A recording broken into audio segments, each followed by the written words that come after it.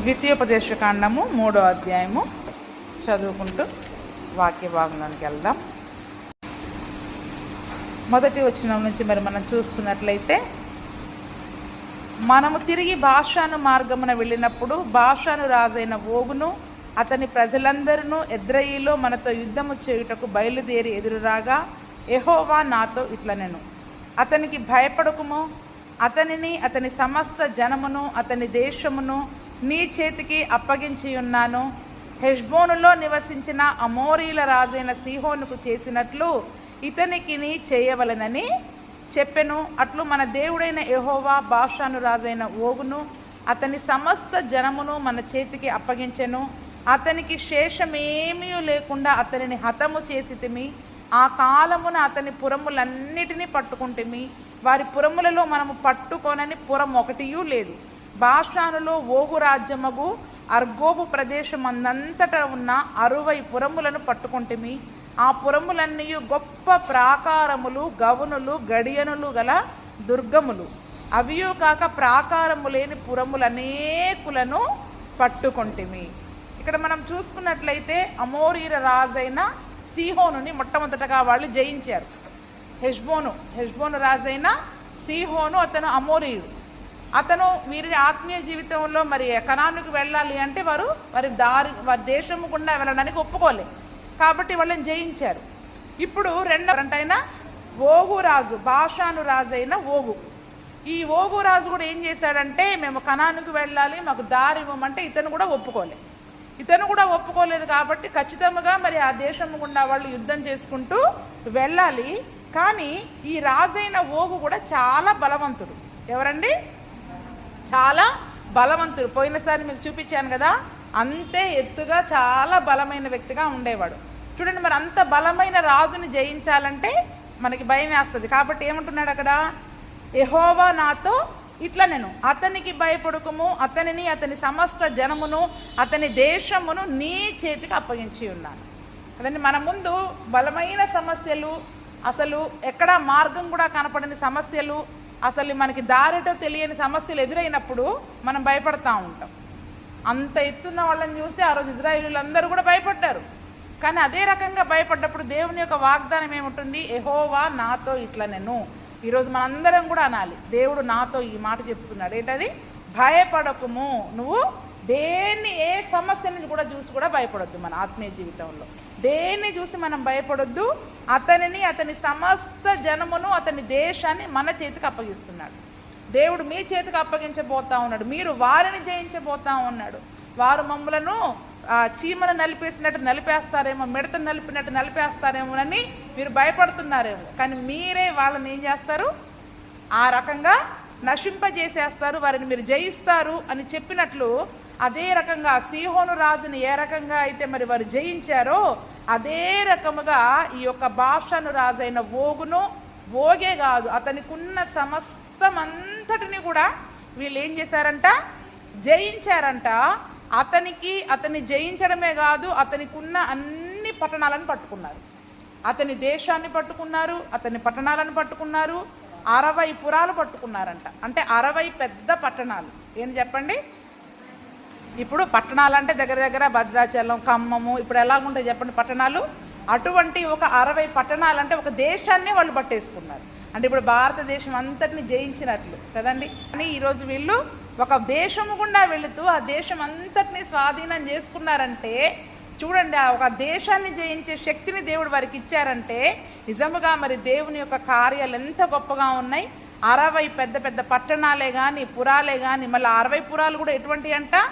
గొప్ప ప్రాకారాలు, గవనులు, గడియలు గల దుర్గాలు. వాటిని తలుపులు వేసినారంటే ఇనుప గడియలు ఉంటాయి కదా అప్పట్లో, ఆ ప్రాకారాలు దాటి ఎవ్వరు కూడా లోపలికి వెళ్ళలేరు. అవి ఎంత పెద్ద ప్రాకారాలైనా, ఇనుప గడియలైనా సరే దేవుడు ఏం చేస్తాడండి? మన ముందు వాటిని తుత్తునియలుగా చేసి వాటిని జయించే శక్తిని దేవుడు మనకు దయచేస్తాడు. నిజంగా ఆ దినమున ఇజ్రాయేలీయుల పక్షంగా ఉన్నాడు. ఒక మాట దేవుడు చెప్పాడు, నువ్వు భయపడొద్దు, నేను నీకు అప్పగిస్తా ఈ సమస్యని, నువ్వు జయించు అని చెప్పినప్పుడు మనం విశ్వాసంతో ముందుకెళ్ళిపోవాలి. కానీ మనం ఏం చేస్తామంటే ఎక్కువగా భయపడతా ఉంటాం. ఆత్మీయ జీవితంలో మనం ఏం చేస్తూ ఉంటాం? తలుపేసేమ్మా. ఆత్మీయ జీవితంలో మరి మనం భయపడేవారిగా ఉంటాం. అందుకనే మాటి మాటికి వాళ్ళు నీ ముందు ఉన్న సమస్యను చూసి నువ్వు భయపడవద్దు, భయపడవద్దు, భయపడవద్దు. అది రోగమైనా, అప్పులైనా, దీర్ఘకాల సమస్య అయినా, ఏదైనా భయపడవద్దు, భయపడవద్దు. నేను దాన్ని నీకు తప్పకుండా అప్పగిస్తా. అమ్మో, దాని ప్రాకారాలు అంత పెద్దగా ఉన్నాయి, దాన్ని మనం ఎట్లా చేయిస్తాం? ఇనుప గడియలు ఉన్నాయి, మనం లోపలికి ఎలా వెళ్తాం? అసలు అది మన సమస్యే కాదు. దేవుడు వారి పక్షముగా ఉండి అటువంటి గొప్ప ప్రాకారము గల పురాలను పట్టుకున్నారంట, ప్రాకారము లేని పురాలను కూడా వాళ్ళు పట్టుకున్నారంట. ఈ హెష్బోను రాజైన సీహోనుకి ఎలాగైతే చేశారో అదే రీతిగా దేశంలో ఉన్న అందరిని నిర్మూలన చేశారంట. ప్రతి పురములోని స్త్రీలని, పురుషులని, పిల్లలని అందరినీ నిర్మూలన చేసి వారి పశువులని, వారి సొమ్మును వీళ్ళు దోపిడిగా తీసేసుకున్నారు. చూడండి, ఆ దేశ సంపదనంతా కూడా వీళ్ళు దోచుకుంటూ మరి వెళ్ళడానికి దేవుడు వారికి అక్కడ కృప చూపించాడు. ఏ ఏ స్థలాలని మరి వారు అక్కడ జయించారో కూడా అక్కడ చెప్తూ ఉన్నారు. 8వ వచనంలో, ఆ కాలమున అర్నోను ఏరు మొదలుకొని హెర్మోను కొండ వరకు యోర్దాను అవతల ఉన్న దేశమును అమోరీయుల 2 రాజుల యొద్ద నుండి పట్టుకున్నాం. ఎవరెవరి 2 రాజులు? సీహోను. మొదటనేమో సీహోను, ముందు అధ్యాయంలో సీహోను, తర్వాతనేమో ఓగు, బాషాను రాజైన ఓగు. సీహోను రాజైన, హెష్బోను రాజైన సీహోను, బాషాను రాజైన ఓగు. అంటే అమోరీల దేశంలో ఉన్న పట్టణాలన్నమాట, దేశాలన్నమాట ఇవన్నీ కూడా. ఆ 2 రాజులను కూడా వీళ్ళు ఏం చేశారు చెప్పండి? జయించుకుంటూ మరి వెళ్ళిపోయారు. అందుకనే ఆ యొక్క దేశం యొక్క శక్తి వైపు కానీ, వారి యొక్క బలము వైపు కానీ మనం చూడొద్దు. మనం ఏ బలం వైపు చూడాలి? దేవుని శక్తి వైపు చూడాలి, దేవుని బలము వైపు మనము చూడాలి. వారు దేవుని వైపు చూశారు కాబట్టి వారందరినీ నిర్మూలన చేసి హెర్మోను దగ్గర నుంచి అమోరీయుల 2 రాజుల నుండి ఆ దేశాలన్నీ పట్టుకునే కృపను మరి దేవుడు వారికి చూపించాడు. ఆ సీదోనీయులు హెర్మోనును షిర్యోన్ అని అందరూ, అమోరీయులు దానిని షెనీర్ అని అందరూ. అక్కడ హెర్మోను అనే కొండ, ఆ కొండ వరకు కూడా మరి వారు దానిని స్వాధీనం చేసుకున్నారు. ఆ కొండకి 2 పేర్లు పెట్టారంట కదండి. ఇప్పుడు కొండ కొన్నిసార్లు అవతలకు ఉన్న వాళ్ళేమో ఒక పేరు పెట్టారు, యువతలో ఉన్నవాళ్ళు ఇంకో పేరు పెట్టారు. సీదోనీయులని ఏమే పేరు పెట్టారంట? హెర్మోను కొండకి షిర్యోను అని పేరు పెట్టారంట. ఏం పేరు పెట్టారంట? షిర్యోను. అమోరీలు ఏం పెట్టారు? అమోరీలు అంటే వీళ్ళు, బాషాను రాజైన ఓగు, సీహోను, వీళ్ళేమో షేనీరు అని పెట్టారు కదా. నిజంగా మరి దేవుడు దానిని స్వాధీనం చేసుకున్న తర్వాత ఆ హెర్మోను కొండ గురించి చాలా వాక్యాలు రాయబడి ఉన్నాయి పరిశుద్ధ గ్రంథంలో. ఎందుకంటే హెర్మోను కొండ చాలా ఎత్తైన కొండ, అది నిత్యము కూడా మంచుతో కప్పబడి ఉన్నది. కాబట్టి ఆ కొండ ఏ రీతిగా అయితే మరి మంచుతో కప్పబడి ఉందో, దేవుడు తన కృపతో తన యొక్క ప్రజలను నిత్యము కూడా కప్పి ఉంచుతాడు అనడానికి సాదృశ్యముగా ఆ కొండ వరకు కూడా మరి వారు దానిని స్వాధీనం చేసుకున్నారు. చదవండి, కీర్తనల గ్రంథము 133వ అధ్యాయము 3వ వచనం. అక్కడ ఉంటుంది హెర్మోను కొండ గురించి. దాని గురించి నేను చాలా వివరంగా మళ్ళా తర్వాత చెప్తాను. 133:3 కొండల మీదికి దిగివచ్చు, హెర్మోను మంచు వలె ఉండును, ఆశీర్వాదమును శాశ్వత జీవమును అచ్చట ఉండవలనని యెహోవా సెలవిచ్చి ఉన్నాడు. ఇదేంటి చూడండి, ఇక్కడ సహోదరుల ఐక్యత గురించి చెబుతూ సియోను కొండ ఏంటంట? కొండ మీదికి దిగి వచ్చే హెర్మోను మంచు. అంటే ఈ హెర్మోను కొండ పైన ఎప్పుడూ కూడా మన దగ్గర హిమాలయ పర్వతాలు ఎలాగైతే మంచుతో కప్పబడతాయో అలా మంచుతో కప్పబడ్డట్టు దేవుని యొక్క ఆశీర్వాదము తన ప్రజల మీదికి ఏమేమి ఉంటాయంట? ఆశీర్వాదము, శాశ్వత జీవము అక్కడ ఉంటూ ఉంది. అంటే చూడండి, ఆ కొండను జయించినప్పుడు ఆశీర్వాదమును శాశ్వత జీవమును మనం పొందుకుంటాం. మన జీవితంలో కూడా ఏవైనా సమస్యలను జయించినప్పుడు మనము ఆ పరిపూర్ణమైన ఆశీర్వాదమును శాశ్వత జీవంని మనం పొందుకుంటాం. ఉదయం లేవగానే ఆ చలికాలంలో చూడండి, చెట్ల మీద అంతా మంచు ఉంటుంది కదండి. అంటే చెట్టుకు మంచు ఉన్నట్లు నేను మీకు తోడుగా ఉంటానని కూడా వాగ్దానం చేశాడు. అంటే చెట్టు మీద, కొండల పైన మంచు ఎలాగైతే నిలిచి ఉంటుందో ఆ ఎండ రానంత వరకు కూడా దేవుని యొక్క ఆశీర్వాదము, శాశ్వత జీవము మనందరిపైన కూడా నిలిచి ఉంటుంది అనమాట. అందుకనే ఆ హెర్మోను కొండను కూడా జయించే శక్తిని దేవుడు ఇచ్చాడంట. ఏంటంట? ఆ హెర్మోను కొండ వరకు. 89:12 కూడా చదవండి. అదే కీర్తన 89:12 చదువమ్మా. ఉత్తర దక్షిణములను నీవే నిర్మించితివి. తాబోరు హెర్మోనులు నీ నామమును బట్టి ఉత్సాహధ్వని చేయుచున్నవి. ఏంటంట? తాబోరు హెర్మోనులు అంటే తాబోరు కొండ, హెర్మోను కొండ. ఈ రెండు కొండలు దేవుని నామాన్ని బట్టి ఉత్సాహధ్వని చేస్తున్నాయి. ఒకప్పుడు అవి ఎక్కడున్నాయి? అమోరీల దేశంలో ఉన్నాయి. అవునా? ఎప్పుడైతే ఇజ్రాయిలు జయించారో అది ఎవరి స్వాధీనంలోనికి వచ్చింది? మన ఇజ్రాయిలుల స్వాధీనంలోనికి వచ్చింది. అందుకనే సియోను కొండగా దానికి పేరు పెట్టబడింది. 133వ కీర్తనలో ఏం చదువుకున్నాం? సియోను కొండ మీదకి దిగవచ్చు హెర్మోను మంచు వల్ల. అంటే హెర్మోను కొండ పైన మంచు ఎలా పడుతుంది అనడానికి సాదృశ్యంగా. అంటే చూడండి, అంటే ఇప్పుడు వాళ్ళు ఎప్పుడైతే ఈ హెర్మోను కొండ వరకు వాళ్ళు జయించుకుంటూ వచ్చేసారో అది మన జీవితంలో, వారి జీవితంలో ఒక ఆశీర్వాద కారణంగా మిగిలిపోయింది. ఎలా మిగిలిపోయింది? ఉత్తర దక్షిణాలను నీవే నిర్మించితివి. తాబోరు హెర్మోనులు నీ నామమును బట్టి ఉత్సాహధ్వని చేస్తున్నాయి. చూడండి, అవి ఎప్పుడైతే దానిని ఇజ్రాయేలు ప్రజలు జయించారో ఆ కొండలు కూడా ఏం చేస్తున్నాయంట? దేవుని నామాన్ని బట్టి ఉత్సాహధ్వని చేస్తూ ఉన్నాయంట. అందుకనే ఈరోజు మన జీవితంలో అమ్మో ఇంత పెద్ద కొండనా, ఇంత పెద్ద సమస్యనా అని మనము భయపడినట్లయితే ఎప్పుడు కూడా అవి దేవుని నామాన్ని మహిమపరచలేవు. కానీ వాటిని ఎప్పుడైతే అవి జయించబడ్డాయో, ఇజ్రాయేలుల యొక్క ఆధీనంలోనికి వచ్చేసాయో, వారు జయించారో అవి ఆశీర్వాద కారణముగా, శాశ్వత జీవముగా, దేవుని నామమును ఉత్సాహధ్వనితో గణపరిచేవిగా మరి ఆ కొండలు వారి జీవితంలో ఉంటూ ఉన్నాయన్నమాట. అందుకని చూడండి, వారు ఆ కొండ గురించి అక్కడ ఎందుకు పేర్లు పెట్టారంటే షిర్యోను అని వాళ్ళు పేరు పెట్టుకున్నారు, షెనీర్ అని పేరు పెట్టుకున్నారు.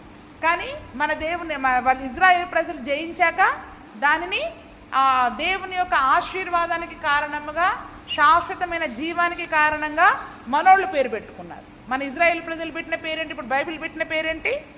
ఆశీర్వాదమును, శాశ్వత జీవమును ఎక్కడున్నాయి? ఆ యొక్క హెర్మోను మంచు వలె ఐక్యత కలిగిన సంఘము మీదకి మరి దేవుడు, ఐక్యత కలిగిన మన జీవితములలోనికి దేవుడు వాటిని నడిపించబోతూ ఉన్నాడు. కాబట్టి ఇక్కడ ఇజ్రాయేలు ప్రజలు అమోరీయుల ప్రాంతమైన మరి ఓగు రాజును కూడా మరి వీరు జయించారు. అక్కడ హెర్మోను కొండ వరకు యోర్దాను యువతలో ఉన్న అమోరీయుల 2 రాజులను కూడా జయించారు. 10వ వచనం చూసినట్లయితే, మైదానమందలి పురములన్నిటినీ బాషాను నందలి ఓగు రాజ్యపురములైన సల్కా, ఎద్రయి అను వాటి వరకు గిలాదంతటినీ బాషానును పట్టుకుంటుమి. రెఫీలలో బాషాను రాజైన ఓగు మాత్రము మిగిలెను. అతని మంచము ఇనుప మంచము, అది అమ్మోనీల రబ్బాలో ఉన్నది కదా. దాని పొడుగు మనుష్యుని మూరతో 9 మూరలు, దాని వెడల్పు 4 మూరలు.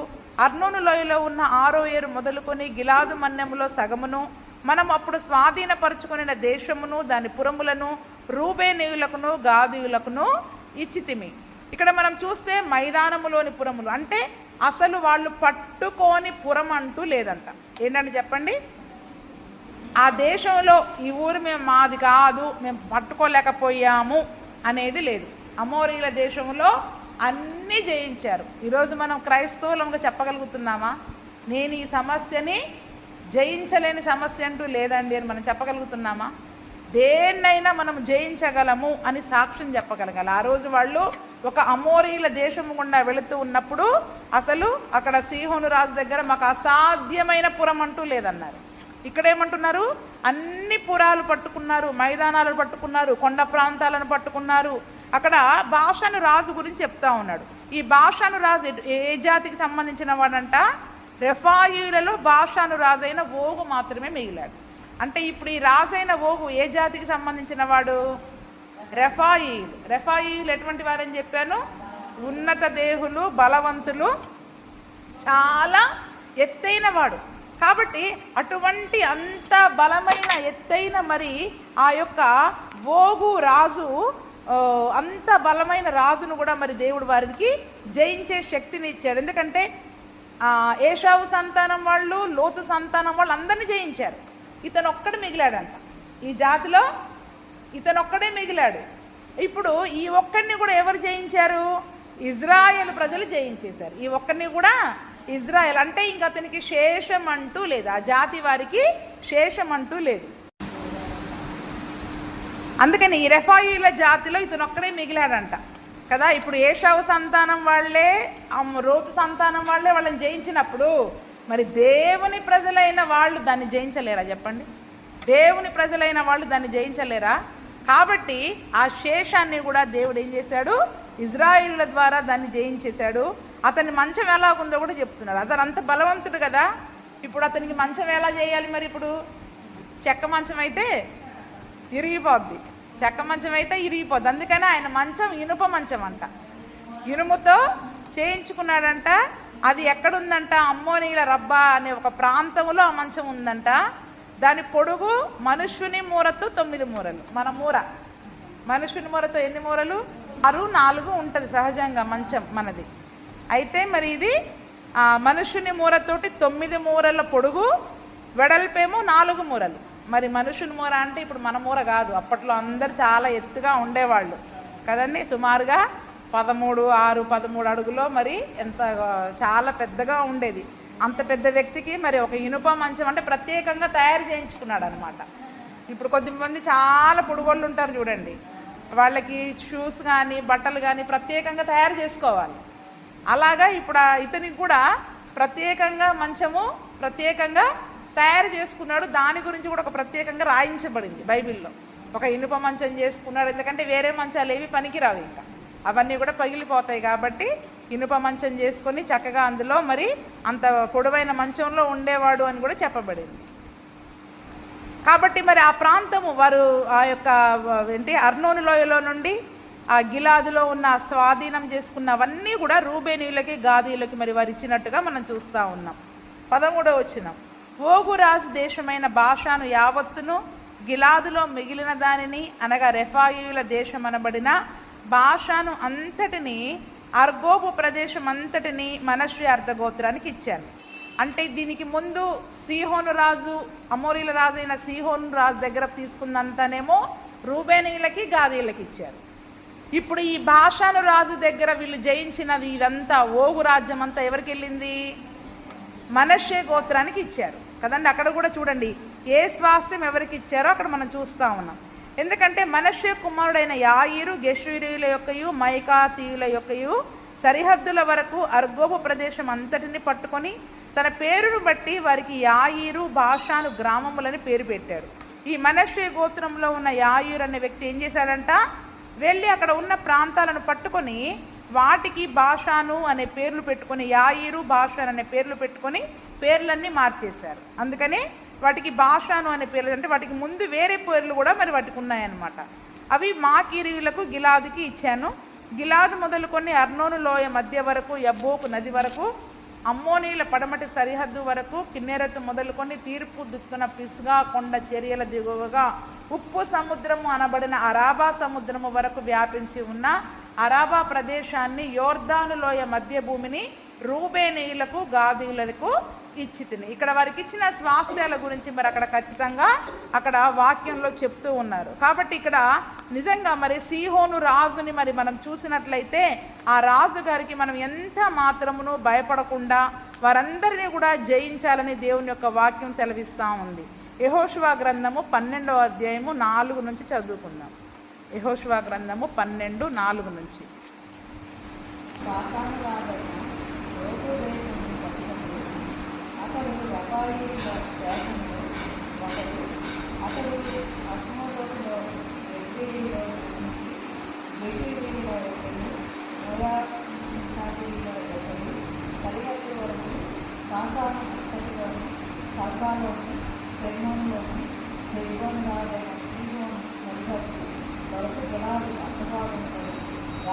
ఇక్కడ రాజుగారి యొక్క గొప్పతనం గురించి చెప్తా ఉన్నాడు. అతను బాషాను రాజైన ఓగు దేశము, రెఫాయిల దేశంలో ఎంత గొప్పవాడుగా ఉన్నాడు, ఎన్ని రాజ్యాలు ఏలాడు చూడండి. అలెగ్జాండర్ తెలుసు కదా మనందరికీ కూడా, అన్ని దేశాలు జయించాడంట, అన్ని దేశాలు జయించాడు. చివరికి దోమకాటుతోటి చనిపోయాడు.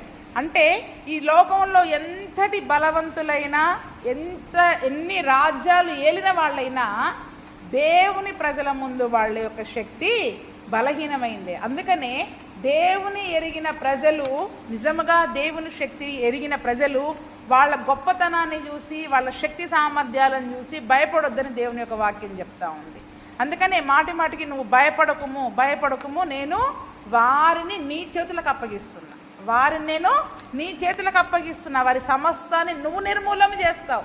కానీ దానికి ముందు మనకి ఏం కావాలి చెప్పండి? ధైర్యముతో, విశ్వాసముతో ఆయన మాటని నమ్మి మనం ముందుకెళ్ళాలి. ముందు ఆయన మాట చెప్తున్నాడు, నువ్వు భయపడకు, నువ్వు జయిస్తావని. కానీ మనం ఏం చేస్తాం? భయపడి జయించడానికి ముందుగానే యుద్ధం చేయడానికి మనం భయపడతా ఉంటాం.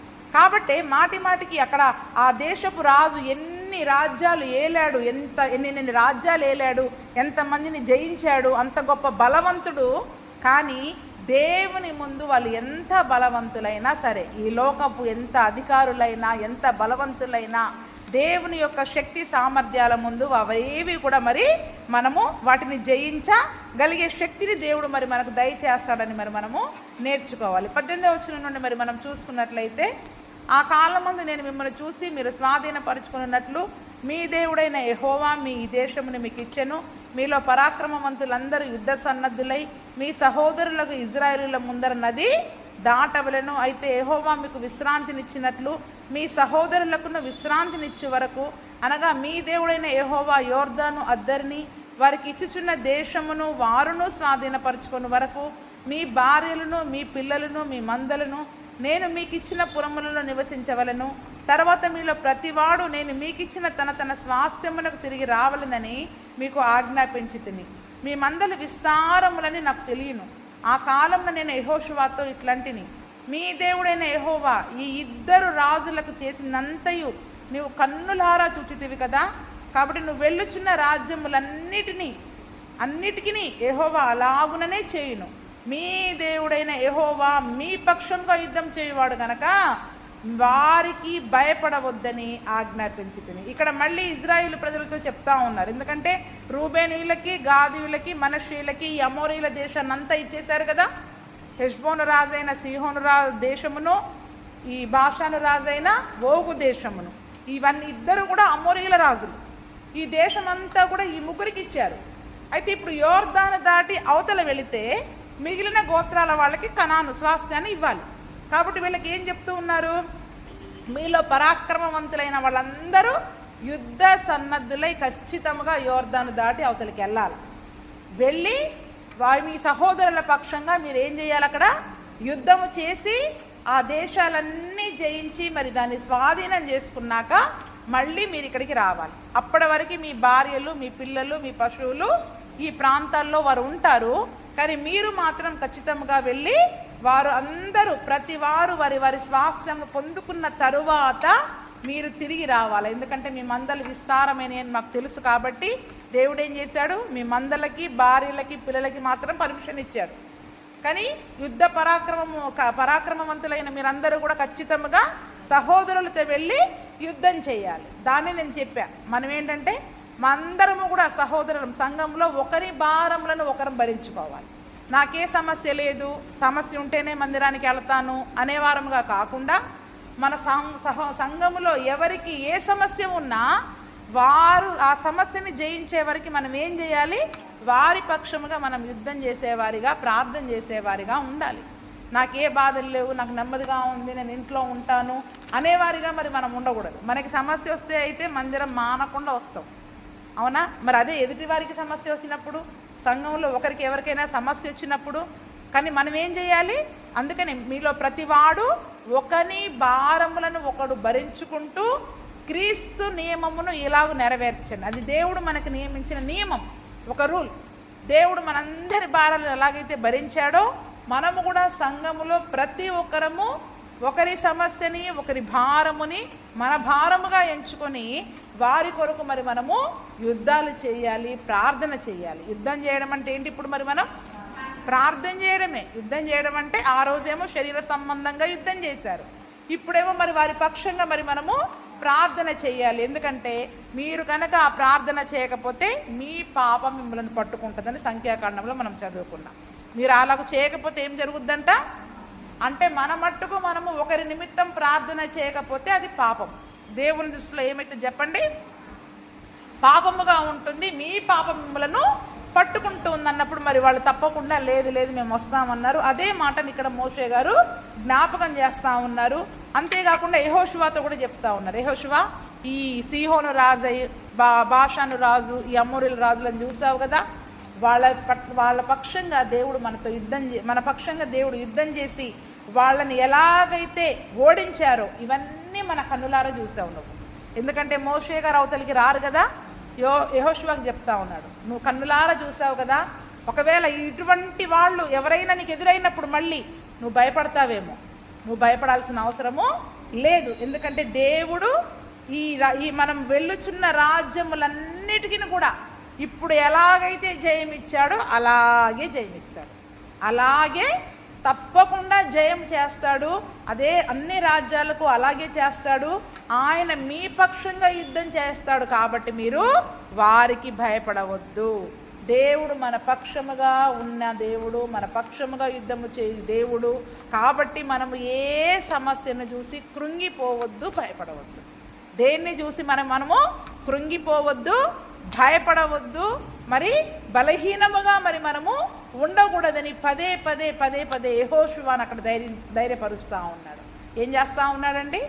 అందుకనే సంఘంలో కూడా నేనేం చెప్తాను, ఎవరికైనా బలహీనంగా ఉన్నప్పుడు ఏం కాదు, మీరు బాగుంటారు, మళ్ళీ లెగండి అని చెప్తా. ఒక మాట ధైర్యం వచనం చెప్పాలి. కానీ అయ్యో ఇదే రోగం మొన్నొకరికి వచ్చి చచ్చిపోయారు అని చెప్పామనుకో, ఏం చేస్తారు చెప్పండి?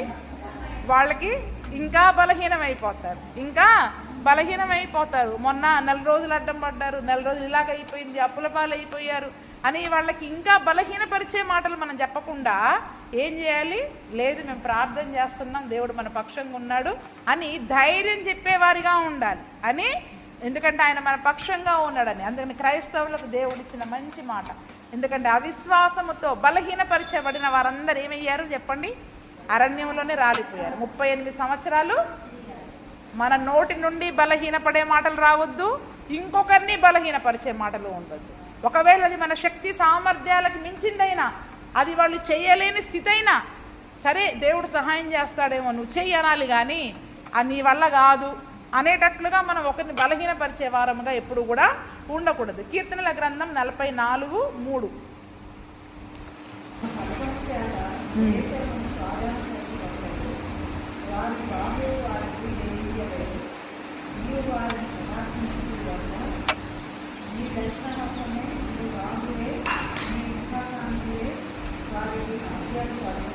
చూడండి, ఎందుకంటే వారు కత్తి పట్టుకొని యుద్ధం చేశారు, కానీ వారి ఖడ్గంతో వాళ్ళు జయం పొందుకోలే కదండి. ఈరోజు మనం ఎంత భక్తి చేసినా, ఎంత ప్రార్థన చేసినా, మన ప్రార్థన మన భక్తి కాదు. ఏంటంట? మన బాహువు, వారి బాహువు, నేను ఇంత బలం ఉపయోగించి ఆ చెయ్యి తిమ్మిరెక్కే వరకు నేను బలం ఉపయోగించి నేను యుద్ధం చేశా, అందుకే గెలిచా అనడానికి లేదు. ఈరోజు మనం కడుపులు ఎంత మార్చుకొని, రాత్రులు ఎంత నిద్ర జాగారాలు చేసి, మనం దేవుని సన్నిధిలో ఎంత ప్రార్థన చేశాం, నా ప్రార్థన నాకు జయమిచ్చింది అని మనం చెప్పుకోవడానికి లేదు. ఎవరంట? దేవుడు వారిని కటాక్షించాడు. దేవుని కటాక్షం మన మీద ఉంది, దేవుని జాలి మన మీద ఉంది, దేవుని దయ మన మీద ఉంది. కాబట్టే ఆయన దక్షిణ హస్తము, ఆయన బాహువు, ఆయన ముఖకాంతి వారికి విజయం కలుగజేసింది. ఎవరంట? మోకరించేది మనమే, ప్రార్థన చేసేది మనమే. కానీ దేవుని హస్తము లేకుండా, దేవుని ముఖకాంతి లేకుండా మన జీవితంలో జయం అనేది ఉండదు. మన జీవితంలో జయం అనేది ఉండదు. కానీ శరీర రీతిగా మనం చేయవలసిన భక్తిని, ప్రార్థనని మనం చెయ్యాలి. కానీ దేవుని కటాక్షముతోటి ఆయన మన పక్షముగా ఉండి మన ప్రార్థనలని ఆలకించి తన దక్షిణ హస్తముతో, తన బాహువుతో ఆయన ముఖ కాంతిని మన పైన ప్రసరింపచేసి ఆ దినమున వారందరికీ విజయం కలగజేశాడు. ఈరోజు మన ఆత్మీయ జీవితంలో కూడా మనందరికీ ఆయన ఏం చేస్తాడు చెప్పండి? విజయము కలగజేశాడు. కాబట్టి ఈ దినమున మనం దేవుని సన్నిధిలో సమస్యలతో పోరాడే కంటే, అయ్యా నీ దక్షిణ హస్తము, నీ బాహువు, నీ ముఖకాంతి నా మీద ప్రసరింపచేయి, నీవు అది నా మీద ప్రసరింపచేస్తే నా జీవితంలో ఉన్న ప్రతి సమస్య పారద్రోలబడుతుంది, అవి పారిపోతాయి, అవి నా జీవితంలో నుంచి వెళ్ళిపోతాయి, తరిమివేయబడతాయని దేవుని కటాక్షము కొరకు మనం ఎక్కువ వేడుకోవాలి. అవునండి. మనం దేవుని కటాక్షము కొరకు, ఆయన ముఖకాంతి కొరకు. అందుకే నేను మాటికి చెప్తా, ఎంతసేపు సమస్యను పట్టుకొని మనం ఏడవద్దు. ఆ సమస్యను జయించే దేవుని శక్తి మన మీద కుమ్మరించబడినప్పుడు ఆ సమస్య దానంతట అదే పోతుంది. మనం ఏం చేయాలి? కానీ ఎంతసేపు మనమే కర్ర పట్టుకొని దాన్ని వెనకబడి మనము తరిమినట్టుగా చేస్తే మనం అలసిపోతాం. అది దేవుని శక్తి వలదనే జరగాలి. అది మళ్ళీ వస్తుంది. మనం తరిమితే మళ్ళీ వస్తుంది. కానీ దేవుడు తరిమాడంటే శేషమేమీ లేకుండా నిర్మూలమైపోద్ది. ఆ సమస్యలు మన జీవితంలో నిర్మూలమైపోతాయి. అందుకనే ఈరోజు మీరు చూస్తున్న ఇజ్రాయేలు సేనని మీరు చూడరు. అంటే ఆ సమస్య మళ్ళీ మన జీవితంలోనికి రాకూడదు అంటే దేవుడు మన పక్షంగా ఉండి ఏం చేయాలి చెప్పండి? ఆయన ఆ సమస్యని మన పక్షంగా యుద్ధం చేసేవాడిగా ఉండాలి. అందుకనే ఆయన మన పక్షంగా ఎలా యుద్ధం చేస్తాడు? ఆయన దక్షిణ హస్తము, ఆయన బాహువు, ఆయన ముఖ కాంతి. ఈరోజు సమస్య కొరకు ప్రార్థన చేసి వెళ్ళిపోయే వారంగా ఉంటే మరి మన జీవితంలో సమస్యలు పోవు. కానీ దేవుని ముఖ కాంతిని, దేవుని వెలుగుని, ఆయన హస్తము నీడని మన పైన పడేటట్లుగా మనం ప్రార్థించే వారంగా ఉంటే, ఆయన వెలుగులో, ఆ మహోన్నతుని చాటులో మనం ఉంటే అసలు ఆ సమస్యలే మన దగ్గరికి రావు. ఆ సమస్యలే మనకి దగ్గరికి రావు. మనం ఎంతసేపు మన ధ్యాస ఎక్కడ పెడతాం? సమస్యను తరిమే దగ్గర పెడతాం. కానీ దేవుని ముఖకాంతి వైపు, దేవుని హస్తము మన మీద ఉండాలని మనం ప్రయత్నం చేయం. దేవుని కటాక్షము కొరకు మనం తక్కువగా ప్రార్థన చేస్తాం. సమస్య పోతే చాలనుకుంటాం. కానీ దేవుని వెలుగులో మరి మనం ఉన్నంత వరకు కూడా మనకి ఎటువంటి అపజయము అనేది ఉండదు. అందుకనే నీ దక్షిణ హస్తమే, నీ బాహువే, నీ ముఖ కాంతియే వారికి విజయము కలగజేస్తుంది. ఈరోజు మనం ప్రార్థన చేస్తున్నాము, దేవుడు కనికరిస్తున్నాడంటే అది మన ప్రార్థన, మన గొప్పతనము కాదు. దేవుని ముఖకాంతి మన పైన ప్రసరించబడుతుంది. ఆయన కుడి హస్తము మనకి తోడుగా ఉంది, ఆయన బాహువు మనకి తోడుగా ఉంది. కాబట్టి ఆయన హస్తముని మనకి తోడుగా ఉంచి ఆ సమస్యలని, ఆ బలహీనతలని, ఆ రోగములని విడిపించి మరి దేవుడు మనకి విజయాలను దయచేస్తా ఉన్నాడు. ఆ దిన మన ఇజ్రాయేలులకి అటువంటి విజయాలను దయచేశాడు. ఈరోజు మన జీవితంలో కూడా అటువంటి విజయాలను దయచేయడానికి ఆయన శక్తి కలిగిన వాడు. కాబట్టి అయ్యా, నీ ముఖ కాంతిని నా మీద ప్రసరింపచేయి, నీ వెలుగు చేత నన్ను నింపు, నీ హస్తమును నాకు తోడుగా ఉంచు అని ఎక్కువగా మరి మనం ప్రార్థన చేసే వారముగా ఉండాలి. యెషయా గ్రంథము 43వ అధ్యాయంలో కూడా ఇంకొక మాట చదువుకుందాం. యెషయా గ్రంథము 43 మొదటి నుండి.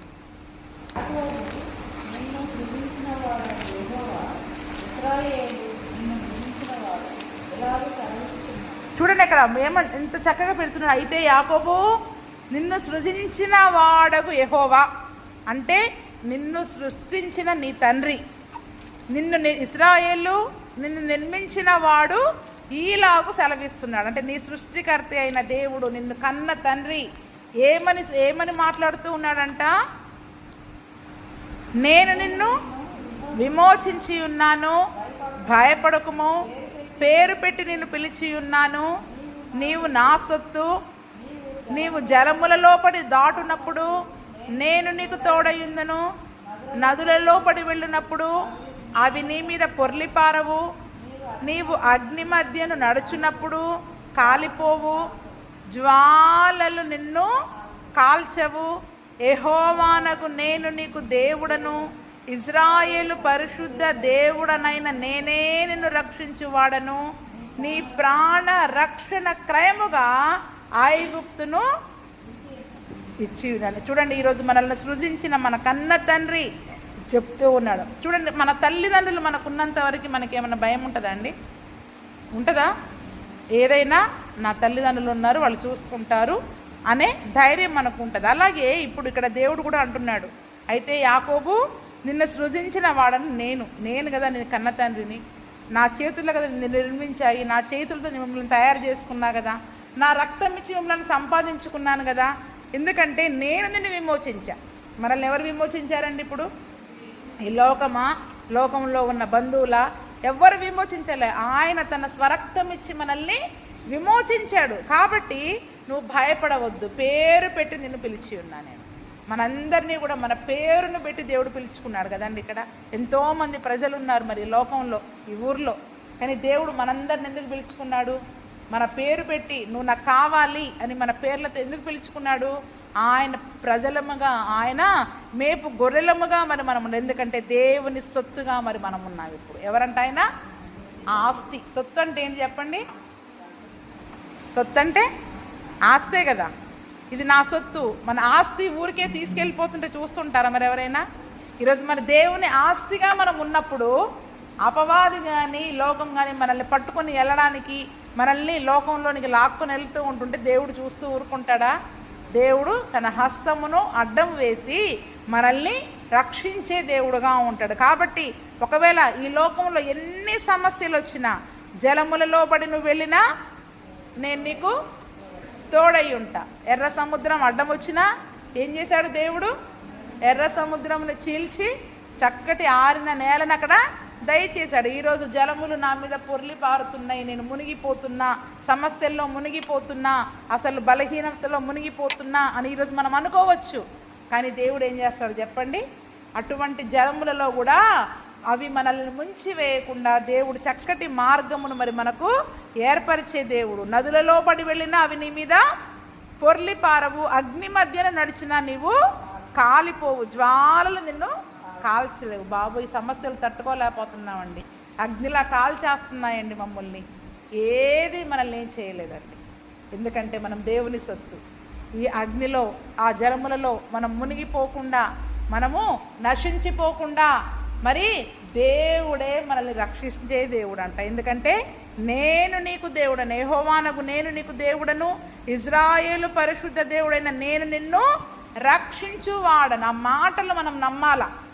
దేవుడు నన్ను రక్షిస్తాడు, ఈ సమస్య నన్ను ఏం చేయలేదు, ఈ సమస్య లోపలికి నేను మునిగిపోలేను, తప్పకుండా దేవుడు నాకు ఒక మార్గమును ఏర్పరిచి నన్ను బయటికి విడిపిస్తాడు, ఇంకా నా జీవితం అయిపోయింది అనుకోవడానికి అనుకోవడానికి లేదు. తప్పకుండా దేవుడు నాకు ఒక మార్గాన్ని ఏర్పరిచి నన్ను బయటికి తీసుకొస్తాడు, నా చేయి బట్టి ఆయన నన్ను పైకి రక్షిస్తాడు అని మనం నమ్మాలి. ఎందుకంటే మనం ఆయన సొత్తు, ఆయన ఆస్తి.